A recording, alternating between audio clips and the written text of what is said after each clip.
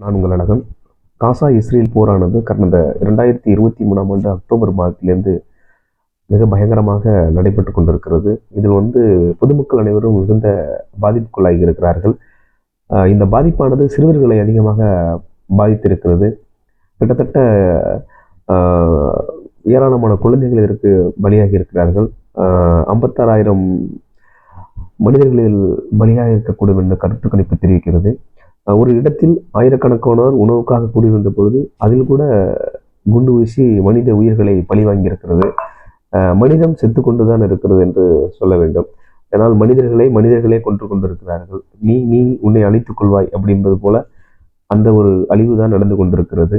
எதற்காக? பொருளாதாரத்தை மேம்படுத்துவதாக போரா? எதற்காக போர்? யாரும் எதையும் பெருசாக கொண்டு போகவில்லை. சைதினால் பிண்டம்.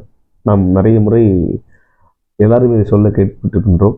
ஆனாலும் அந்த ஒரு மனம் ஏனோ ஏற்க மறுக்கிறது. அந்த குழந்தைகளுடைய வழி, உணவுக்காக அவர்கள் இயங்குகின்ற இயக்கம் மிகவும் சமூக வலைதளங்களில் பரவலாக எந்த புகைப்படங்களை பார்த்தாலும், வீடியோக்களை பார்த்தாலும் இஸ்ரேலின் குழந்தைகளுடைய உணவுக்காக இயங்குகின்ற அந்த ஒரு சூழ்நிலையை பார்க்கும்போது மிகவும் வலிக்கிறது. இது எப்பொழுதுதான் முடிவு கூறும் என்று தெரியவில்லை. இதை யாரு பொறுப்பேற்பார்கள் என்றும் தெரியவில்லை.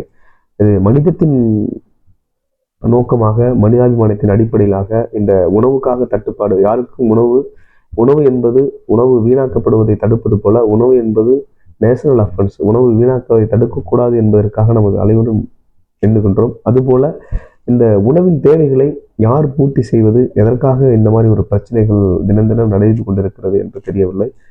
எனிவே, இது கடவுளின் சுத்தமாக இந்த போர் கூடிய விரைவில் முடிவுக்கு வர வேண்டும். அந்த இஸ்ரேல் மக்கள் அவர்களும் தங்களுடைய வாழ்வாதாரத்தை பாதுகாத்து, காசா மக்கள் அனைவரும் அந்த தங்களுடைய இயல்பு நிலைக்கு அவர்கள் திரும்ப வேண்டும் என்பது என்னுடைய வேண்டுகோள்.